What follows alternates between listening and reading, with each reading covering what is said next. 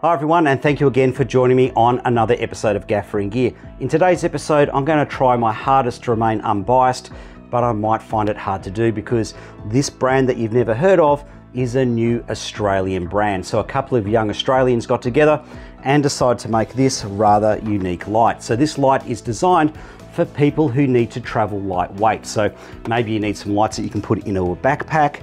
Maybe you need some lights that you can take onto your carry-on luggage on an aeroplane.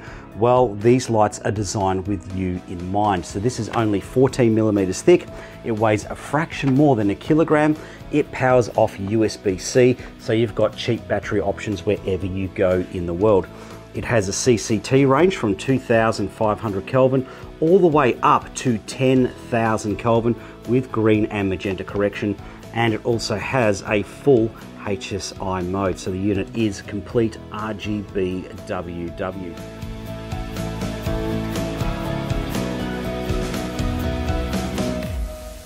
Okay, so let's go straight into the cons or the negatives and get those out of the way. And some of these cons are a bit unfair because I'm reviewing this as a professional gaffer and this really isn't made for the gaffer market. All right, so the first con for me, or something to be aware of, is it doesn't have a weather protection rating. So that's something to bear in mind.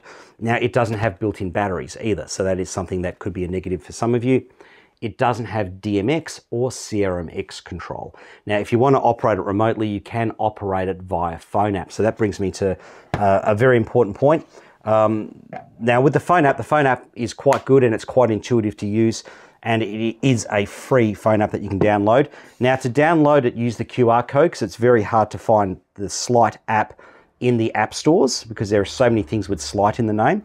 But when I was trying to find the QR code, I was looking everywhere for it. You know, it's not in here, it's not in this box, it's not under here. And my wife said, "Is that the QR code you're looking for?" So the QR code is in the lid, so that's an important thing to note. Okay, now let's go over the light itself. Now, in terms of operating it, it's got a very simple to use user interface. It'll take you probably about a minute and a half to figure out how to use it. Now, just something that you might miss with the user interface is at the moment we're in the CCT mode. If you want to do a green magenta correction, you just hold down the function button and it'll change the parameters. Now, just to note with the green magenta correction, it's only got 12 increments of adjustment, so you can't do real fine tuning. You've got your three modes of operation, your CCT, your HSI, which is your color mode, and you've got your special effects. And you can scroll between all of these modes by simply pressing the function button. Now, if you're in a mode and you want to adjust a parameter that's not on the screen, just hold down the function button. And for example, here in the HSI mode, I can now desaturate the selected color. Now, in terms of mounting this unit, you've got your standard thread points on the side, and you've got a standard thread point on the bottom as well. Now, it also sells with this mounting plate, which is metal, and the back is magnetic. So that's nice and secure on. Now, it won't take a huge knock with this mount, but it's okay for like hand holding or something like that. And in the back of the little handle here, there is another thread as well, so you can mount to the back. Now, let's say, for example, that you don't want to use it in this mode where you've got multiple light sources. Well, you can buy this dome diffuser, and the dome diffuser is attachable via magnets. So as quick as that, it's attached, and that ain't going to come off anytime soon. All right, now, just something to point out here, in terms of using it this way, with no modifier on, where you've got all the raw light sources, there is one other negative, which I'll just touch on. I don't really think it's a negative, but it's something I need to point out, and that is the edges of the beam. So on this edge of the beam, you've got a Kelvin increase, so it gets very warm, and right on the other side of the beam, you've got a large green hue. Now, in terms of using this as, say, a key light or a fill light in a interview situation, or an eye light or something like that, that color hue is right off to the sides. So I don't think it will ever be an issue if you're using this for what it was intended for. But if you're thinking about using this as, say, a backlight rigged up somewhere because it's so incredibly lightweight, well, then you might get that color fraying off the edge of the beam hitting your set. Now, in terms of other accessories that are available for it, they've got this bag and they've also got this clamp, which is quite a well-built clamp. Okay, let's go through how much it costs and what you get for your money. Now, if you want to order the product, go to www.slite.co. Now, all of the prices listed include shipping and taxes. All right, so let's have a look at the light itself. Now, the list price on the light is $299 US and 460 Australian dollars, but they're currently on sale at the moment. All right, so what you get for that price, you get the light, of course, and the light is reasonably well built for what it costs and what it is. Okay, you also get your power supply. So you've got your original plug and a power supply there. You also get a cable, which is a USB-C to USB-C cable. And you also get the mount, which magnetically attaches to the back of the light. Now, one of the things these guys pride themselves on is all of the packaging is cardboard. There's no plastic or styrofoam, so it's all recyclable. Now, let's say you want all of the accessories, so you can buy the light bundled with their expansion pack. So that gives you everything. And that sells for $388 US. There is currently a sale on at the moment, so you can get it for less than that. All right, so let's have a look at the expansion kit. So you get a bag or a case that you can store the light in. You get the dome diffuser, which magnetically attaches to the front, and you also get the clamp. Okay, let's have a look at how this performs without the dome attached. At a distance of about 1.5 meters, I was surprised by the spread. Now, set to 5600 Kelvin, in the center of the beam, delta UV or white point is very close to the daylight curve. Now, on the left edge of the beam, there is quite a bit of color fraying to a warmer Kelvin. And on the right edge, there is quite a bit of green hue. Now, using this in an interview situation, I don't think it would be a problem because this would be well outside of shot. But it is something to be aware of if you're trying to light a larger area.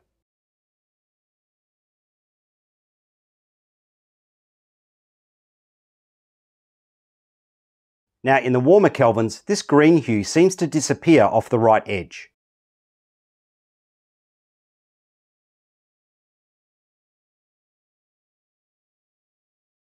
Now, in the color modes, there doesn't seem to be any real hue issues towards the edge of the beam.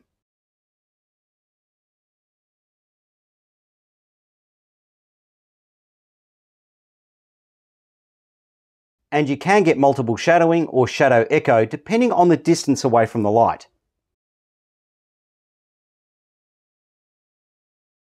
Now let's have a look with the dome attached. Now, with the dome attached, you do get a drop in color temperature. Set to 3200, I got 3065, and set to 5600, I got 5138. Now, this dome does do a good job of giving you a nice even spread. The results are the same regardless of the CCT or the color that you dial in.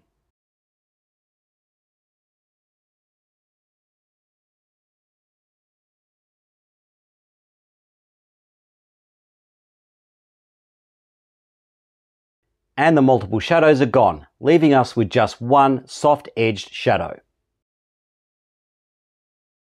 Now let's take a look at the DC power draw. Now, just to emphasize, this is the DC power draw, not the AC power draw. So this is how much power it would be pulling off your batteries. Now let's take a look at the dimming characteristics starting at 3200 Kelvin. I've taken readings at 100%, 75%, 50%, 25%, 10%, 5% and 1%. Between 100% and 5%, the CCT accuracy is very good. Across the entire dimming range, it retains a TM30 color render score of 95, and the white point or delta UV is very good, between 100 and 5%. Now at 1%, it does shift slightly towards green. I wouldn't consider this to be bad, but I wouldn't call it great. I'd just call it okay. Now let's take a look at 5600 Kelvin. The CCT is very close to the target value at 100%, 75% and 50%, but at 25 and 10% it is a bit off. At 5% it pulls back closer to the target value, and at 1% the CCT is quite over.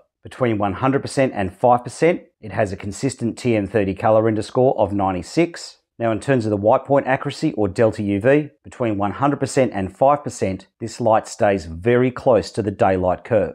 Right down at 1%, it does drift quite a bit towards green. Now let's take a look at the average CCT accuracies, and I've taken readings at every Kelvin between 2500 and 6000. Now let's take a look at the TM30 RF color render scores. At 2500 it comes in with a score of 90, but by 2800 that has sharply increased to 94. From 2900 to 3200 Kelvin it has a score of 95, and from 3300 Kelvin up to 6000 Kelvin, where I stopped taking individual readings, it has a score of 96. Now let's take a look at the white point placement measured in delta UV. At 2500 Kelvin it is very magenta, with a delta UV score of minus 0.0064. The white point accuracy then steeply climbs back towards the Planckian curve with a delta UV of minus 0.0011 by the time it gets to 3000 Kelvin. Between 3100 Kelvin to 4200 Kelvin, this light tracks very accurately to the Planckian curve with an average delta UV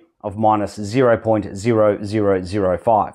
Between 4300 Kelvin to 5000 Kelvin, it breaks away from the Planckian curve and starts heading up towards the daylight curve, which is why I don't have an average. And between 5100 Kelvin to 6000 Kelvin, the light is tracking very accurately to the daylight curve with an average delta UV of plus 0.0029. Now let's take a closer look at some of our kelvins, starting off with the lowest Kelvin that we can dial in. When I dialed in 2500 Kelvin, I got 2482. The TM30 colour render results were 90% average colour accuracy with an average 111% colour saturation. The CRI scores are disappointing. Here is the spectrum distribution. And the white point is way off towards magenta with a delta UV of minus 0.0064. In contrast, at 3200 Kelvin, the light performs really well, with a CCT of 3225. The SSI score is a respectable 85. The TM30 colour render results are also very respectable, with a 95% average colour accuracy and a 104% average colour saturation. All of the CRI scores are plus 90. It has a very healthy spectrum distribution, and the white point or delta UV came in at minus 0.0008, so that would give it a slight magenta hue, but nothing really noticeable. When I dialed in 4400 Kelvin, I got 4447. With the TM30 colour render scores, it has a 96% average colour accuracy and an average 103% colour saturation. With the CRI scores, only R12 is below 90. Here is the spectrum distribution, and the white point came in with a delta UV of plus 0.0011, which will give the light at this point a slight green colour hue to about half of a 1/8 correction gel, assuming you don't dial in any magenta correction. When I dialed in 5600 Kelvin, I got 5544 with an SSI score of 76. The TM30 colour render results came in with a 96% average colour accuracy and an average 102% colour saturation. With the CRI scores, only R12 is below 90. Here is the spectrum distribution. And the white point came in with a delta UV of plus 0.0027. So if your camera's working to the Planckian curve, the light would have a slight green hue to roughly the equivalent of a 1/8 correction gel. And if you're working to the daylight curve, it's very close to spot on. Here are some spectrometer readings between 6500 Kelvin and 9500 Kelvin, taken at 500 Kelvin increments. When I dialed in the top Kelvin of 10,000, I got 9415. The TM30 colour render results were 89% average colour accuracy with an average 98% colour saturation. With the CRI scores, R9, R10, R12 and R15 are all below 90. This is the spectrum distribution, and the light came in with a delta UV of plus 0.0039, which would make the light at this point a green hue to somewhere between that of a 1/8 and a 1/4 correction gel. Now let's take a look at how accurately we can dial in our colour vectors in the HSI mode. When I dialed in 0 degrees or red, I got 1 degree. When I dialed in 120 degrees or green, it was smack on the money. 240 degrees or blue was also smack on the money. When I dialed in 60 degrees or yellow, I got a very accurate 61. But like with most RGB lights, I would recommend dialing in 49 degrees if you want a good yellow. When I dialed in 180 degrees or cyan, it was a long way off at 219. And when I dialed in 300 degrees or magenta, I got 268. And the light desaturates to its white colour emitters, not to an RGBWW mix. Alright, that's another gear review done. If you're after a small portable lightweight unit that you can travel with that has a large CCT and colour modes, this might be the light for you. If you're not after those things, well, this probably isn't the light for you. Okay, catch me on the next episode of Gaffer and Gear. Don't forget to click like and subscribe.